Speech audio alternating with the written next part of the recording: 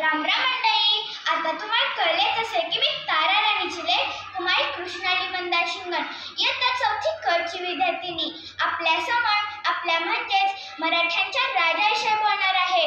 रयतेचा राजा, आदर्श शासनकर्ता आणि मराठा साम्राज्याचे संस्थापक छत्रपती शिवाजी महाराजांना माझा मानाचा मुजरा अवघ्या मूठभर मावळ्यांना सोबत घेऊन ज्यांनी आभाळभर शौर्य गाजवले असे छत्रपती शिवाजी महाराज यांचा जन्म फाल्गुन वद्य तृतीया शके 1551 या दिवशी म्हणजेच 19 फेब्रुवारी 1630 रोजी राजमाता जिजाऊंच्या पोटी जुन्नर तालुक्यातील शिवनेरी गडावर झाला. त्यांच्या वडिलांचे नाव शहाजीराजे भोसले असे होते. शिवरायांचे बालपण अति संस्कारित वातावरणात घडले होते.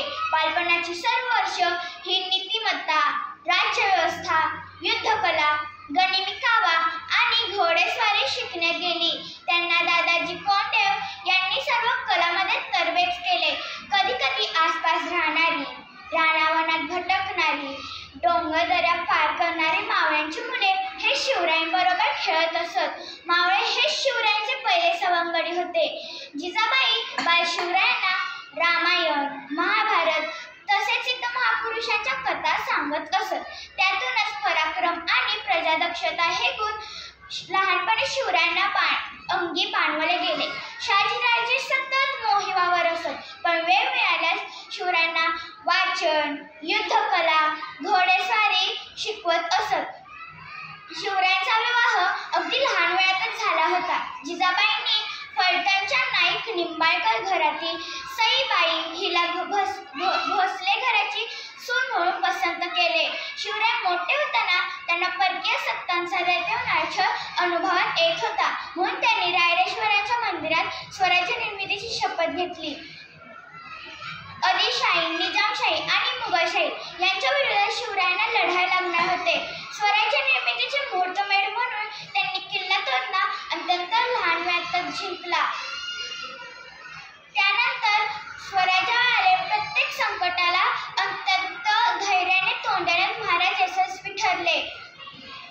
स्वराज्याच्या दिशेने वाकडी नजर टाकणे, शत्रूंना देखणे, अफजल खानचा वध, शाहिस्तेखानाची पोटे कापणे या प्रसंगातून त्यांचा पराक्रम दिसून येतोय.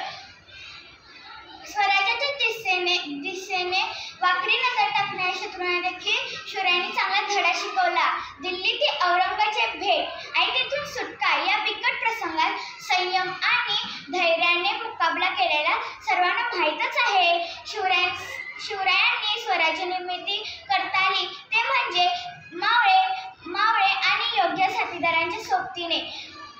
प्रत्येक प्रसंगात मावळे जिकिरीने पुढे आले आणि शिवरायांसाठी पर्यायाने स्वराज्यासाठी प्राणांची आहुती दिली. तानाजी मालुसरे, बाजीप्रभू देशपांडे, प्रतापराव गुजर, मुरारबाजी हे शूरवीर तर स्वराज्याच्या स्वप्नासाठी अहोरात्र झिजले. 1674 साली जिजाबाईंच्या अट्टहासामुळे शिवरायांचा राज्याभिषेक करण्यात आला. आता संपूर्ण महाराष्ट्रातील रयतेला त्याचा राजा छत्रपती मिळाला होता. राज्य कारभार व्यवस्थित चालवण्यासाठी शिवरायांनी अष्टप्रधान मंडळ स्थापन केले. स्वतंत्र स्वराज्याचे चलन सुरू केले. आरमार व्यवस्था, सुयोग्य कर वसुली, गडकिल्ले सुरक्षा आणि विविध पर्यावरणीय मोहिमा राबवल्या. छत्रपती शिवाजी महाराजांनी आपले संपूर्ण आयुष्य प्रजेच्या कल्याणासाठी वाहिले. शेतकऱ्याच्या गवताच्या काडीलाही धक्का लागू नये म्हणून ते झटले. त्यांनी सर्व धर्मांना समान न्याय दिला. मंडळी, छत्रपती शिवाजी महाराजांचे कार्य आणि विचार शब्दात मांडणे अशक्य आहे, म्हणून मी एवढेच म्हणे की राजा शोभर दिसे जगती असा तो शिवछत्रपती. राजे असंख्य झाले या जगती, पण शिवा समान मात्र कुणी न जाहला. गर्व त्याचा या महाराष्ट्राला एकची, तो राजा शिवछत्रपती. शेवटी माझ्या मनातले 2 शब्द, मराठ्यांची आन बान शान म्हणजे माझे शिवराय, गर्वाने फडकणारा भगवा म्हणजे माझे शिवराय, हिंदवी स्वराज्य म्हणजे माझे शिवराय, तलवारीची धार म्हणजे माझे शिवराय, हिंदू धर्माचा अभिमान म्हणजे माझे शिवराय.